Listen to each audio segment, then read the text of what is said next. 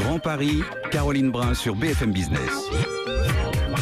Voyager sans quitter Paris, c'est possible. Destination Chine. Aujourd'hui, on explore dans cette émission le Paris cosmopolite. On va s'intéresser aux Chinois qui sont à Paris et aux Parisiens qui s'intéressent aussi aux Chinois. Pour en débattre, Chen Vathieu, bonjour.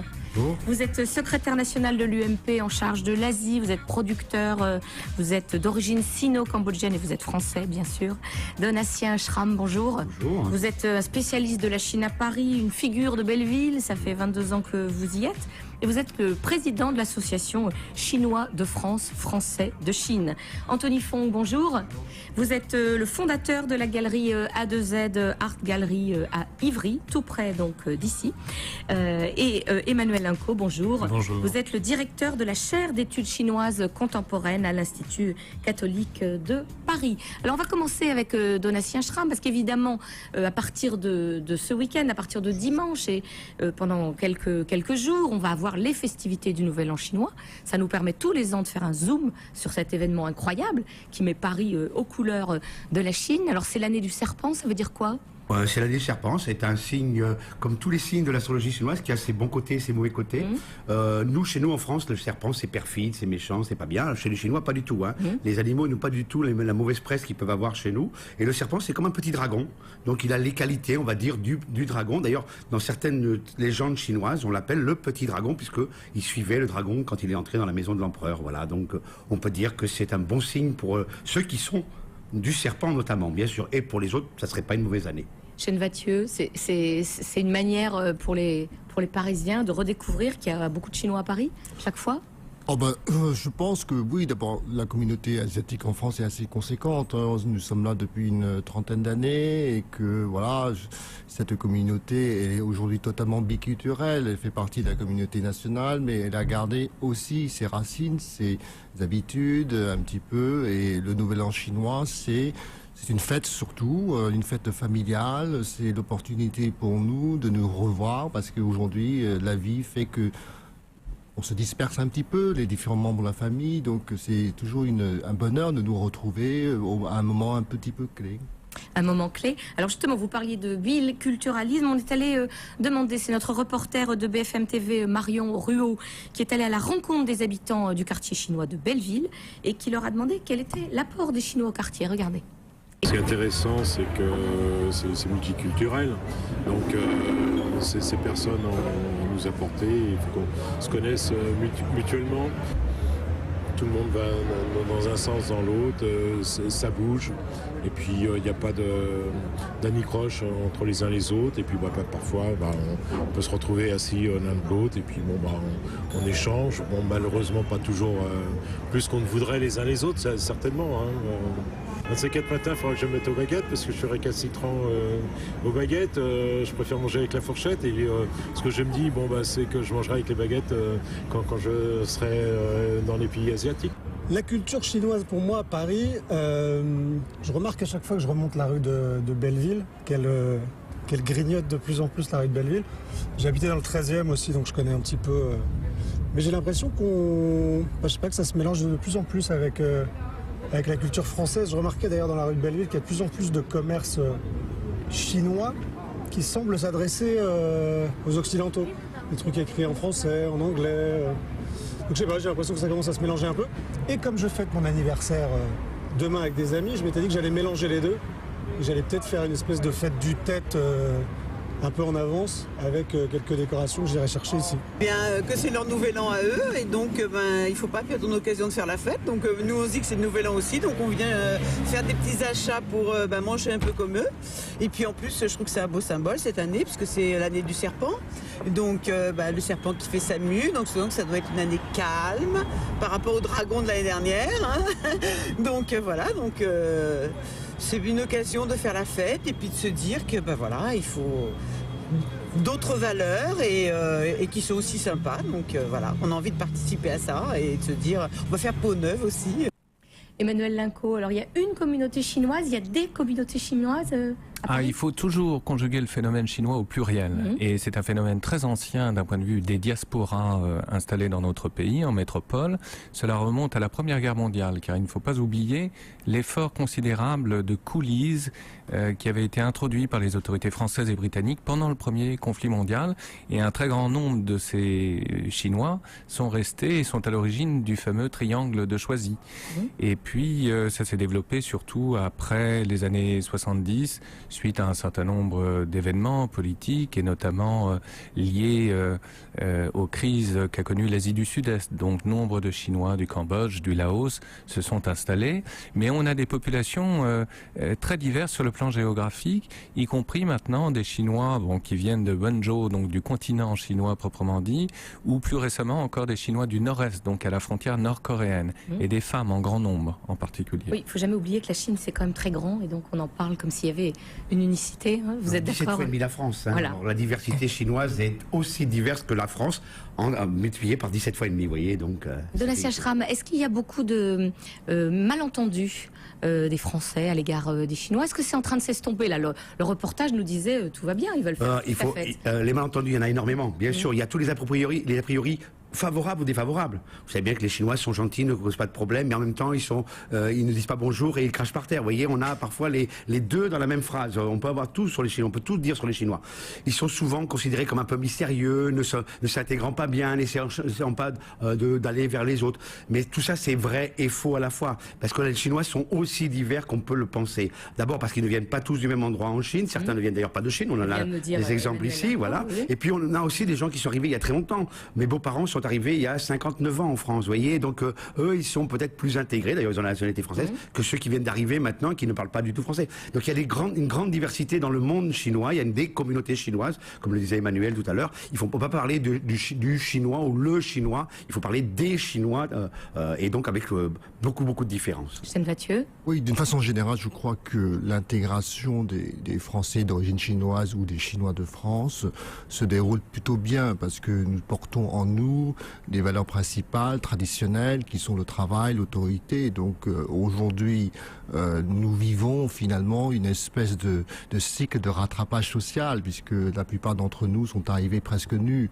Aujourd'hui, on s'est inséré, on est intégré dans la société française. Et il y a beaucoup de businessmen. Oui, parce que je dirais la réussite sociale est quelque chose d'assez naturel. Ce que je voudrais souligner dans vos propos, c'est qu'en fait il y a un deuxième aspect qui est arrivé en fait il y a une petite dizaine d'années, c'est la réalité de la Chine dans le concert des nations. Et qu'aujourd'hui, parmi la classe politique française, notamment, par exemple, pour ne pas le citer, M. Montebourg, quand il parle de démondialisation, il a une tendance à diaboliser, je dirais, un pays qui n'est pas à l'origine de nos problèmes économiques, qui n'est pas à l'origine de nos déficits publics. Et donc, en fait, nous subissons quelque part un petit risque ou une réalité de réputation qui est liée à la diabolisation de la Chine. D'incarner le mauvais côté de la mondialisation, oui, en quelque sorte. Alors Anthony Fong, vous êtes bien connu du milieu de l'art, puisque historiquement vous êtes un professionnel de l'encadrement, professionnel très renommé, et puis vous a pris l'idée saugrenue, mais en même temps assez, en lien avec votre activité, de monter une galerie d'art contemporain pour faire connaître notamment les artistes chinois. Exactement, je me suis parlé d'intégration, et c'est vrai que ma première volonté était de montrer une autre image de notre communauté. C'est-à-dire que le fait de vouloir initier l'art dans la communauté asiatique, c'était aussi pour montrer que on était intéressé autre chose que par les images qu'on nous colle. Donc c'est vraiment pour moi, l'art, ça a été... C'est un vivier d'abord, parce que vous, dans cette galerie d'Ivry, donc faut y aller quand même, hein, mais il y a de l'espace pour voir beaucoup d'œuvres. Vous faites découvrir, vous êtes pionnier d'une certaine manière, vous êtes allé trouver, chercher des talents.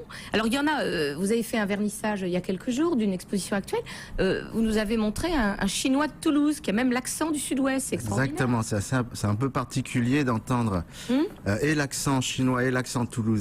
Donc c'est un peu... Il s'appelle Jinbo, et effectivement c'est amusant. On va voir, pour ceux qui nous regardent à la télévision, on va voir quelques-unes de ces toiles. Comment vous faites ce stock picking? Parce que, comme on le disait, la Chine c'est grand. avec tous les voyages que j'ai pu faire en Chine, j'ai décidé tout de même d'aller chercher un peu plus loin que dans les villes où les projecteurs étaient dirigés, c'est-à-dire autre que Shanghai et Pékin, où vraiment l'art est bien avancé. J'ai été chercher à Chengdu, à Xi'an ou dans d'autres villes de Chine où on pouvait trouver au final une sorte de crédulité dans la proposition et cette envie de réussir parce qu'ils n'ont pas les mêmes moyens et de médiatisation. Donc c'est là où j'étais plutôt chercher l'essence d'une certaine proposition. C'est pour ça que pour l'instant j'ai axé ma proposition autour d'artistes de Chengdu parce que au final tous les artistes contemporains dont on parle sont originaires du Sichuan. Alors je ne sais pas si Yu Minjun est originaire du Sichuan. Yu Minjun, si. Voilà, donc vous avez. Il est passé à la galerie d'ailleurs. Hier, à la Fondation Cartier, cette exposition absolument incroyable. Juste pour conclure, on va marquer une pause, Emmanuel Lingot. La diversité des talents chinois en France, est-ce que petit à petit on arrive à l'appréhender ? Ah mais là aussi c'est un phénomène très ancien justement et Anthony est sans doute quelque part le porte-parole d'une mémoire aussi déjà très ancienne qui remonte à un siècle, c'est-à-dire que la première avant-garde chinoise souvent a été d'inspiration française. C'est Liu Haisu, Lin Fengmian, Xu Peirong, des gens qui étaient passés par Shanghai, par la concession française de Shanghai et réciproquement depuis lors nombre d'artistes déjà relativement âgés, 50, 60 ans, comme Huan Yongping par exemple ou le regretté Shen Zhen qui avait pris la nationalité française sont les porte-parole justement d'une double appartenance culturelle tant vis-à-vis de la France que vis-à-vis de la Chine. Ce qu'il faut développer outre toutes ces initiatives individuelles, ce sont aussi tous les aspects je dirais institutionnels et notamment les jumelages, ça devrait passer par là notamment et paradoxalement les Chinois, les autorités chinoises même prennent souvent beaucoup plus au sérieux la question du jumelage que nous-mêmes. C'est trop anecdotique peut-être, ça nous donne cette idée-là. On marque une pause, on reprend notre débat. Lundi, 19h sur BFM Business. Expertise, pédagogie, liberté de ton, l'écho s'éclaire sur BFM Business. Les décodeurs de l'écho, 90 minutes pour comprendre l'actualité économique du jour avec Fabrice Lundi. Je vous attends lundi soir pour répondre à toutes les questions que vous vous posez sur le sujet économique du jour.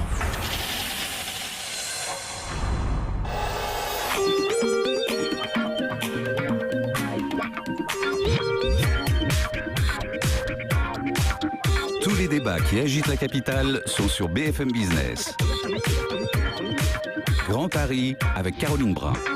Voyage dans le Paris cosmopolite. Aujourd'hui, ce sont les Chinois de Paris qui nous intéressent. Pour en parler, Chen Vathieu, secrétaire national UMP en charge de l'Asie, Donatien Schramm, spécialiste de la Chine à Paris, Anthony Fong, fondateur de la galerie A2Z à Ivry, et Emmanuel Lingot, directeur de la chaire d'études chinoises contemporaines à l'Institut catholique de Paris. Alors, ce biculturalisme dont on parle depuis le début de cette émission, Chen Vathieu, d'une certaine manière, vous l'incarnez. Parce que vous avez des ambitions politiques à Paris.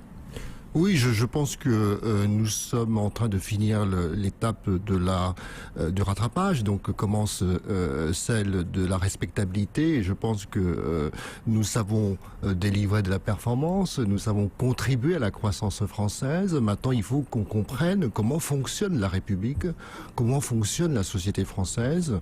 Et il me semble que pour donner de la confiance à la communauté chinoise de France, qui fait, je le répète, partie de la communauté nationale, il faut décloisonner davantage et je pense que la prochaine étape, effectivement, c'est davantage de présence sur les activités un petit peu moins utilitariste. Donc je rends hommage à Anthony parce que c'est un indicateur de maturité de la présence chinoise en France, le fait qu'on s'intéresse à l'art, à la culture, pour les immigrés, je parle. Donc en ce qui me concerne, effectivement, j'ai eu la chance et l'honneur de porter les couleurs de l'UMP à l'élection législative en juin 2012. Donc, vous avez été battu, il faut le dire quand même. J'ai été battu, mais j'ai fait un bon score. J'ai fait le meilleur score de l'UMP dans tout l'arc est de Paris. Donc ça vous encourage ? Oui, parce qu'en fait, cette élection m'a permis d'écouter pas mal de Français et de Parisiens, et je comprends mieux les choses, et je pense qu'il faut maintenant un changement à Paris. Donc vous serez candidat dans le 13e pour l'UMP, on l'aura compris. Alors justement, expliquez-nous, Donatien Schramm, il y a plusieurs quartiers très chinois à Paris, hein, il n'y a pas que Belleville. Non. Est-ce qu'ils ont leur identité? Belleville, c'est le plus chinois des quartiers chinois. Il y a le plus connu, le 13e. Alors, est-ce que c'est le plus chinois, le moins chinois? Je m'en fiche complètement. Mais c'est vrai que c'est pas des Chinois de Chine. Ce sont comme donc Thierry Mathieu ou comme Monsieur Fong, des gens qui sont venus du Vietnam, du Cambodge, du Laos et qui aujourd'hui n'habitent plus réellement le 13e comme c'était le cas autrefois, puisqu'ils sont allés plutôt habiter du côté de Marne-la-Vallée. Donc on peut pas parler de Chinatown pour le 13e. On a un quartier ancien, très ancien chinois, c'est Arts et Métiers, qui est aujourd'hui le plus ancien quartier chinois, même si ce n'était pas le premier. Le premier, c'était l'îlot Chalon, qui a été détruit pour agrandir la gare de Lyon. On a donc Belleville, mais on a aussi des petites résurgences du côté de Crimée, du côté de Marx-Dormois, La Chapelle, et puis on a tout le nord-est parisien, avec des villes comme Aubervilliers, Saint-Denis, Bobigny, Pantin, qui ont une présence chinoise très importante, même si elle n'est pas visible d'un point de vue, si vous voulez, commerce, comme peuvent l'être Belleville ou le 13e. Donc on a une présence chinoise très importante, très diffuse. D'ailleurs, la moitié des Chinois qui vivent en France vivent à Paris, en fait, Paris, région parisienne. Paris, région parisienne. Emmanuel Linco, dans votre chaire d'études chinoises contemporaines, il y a des Chinois et des Français.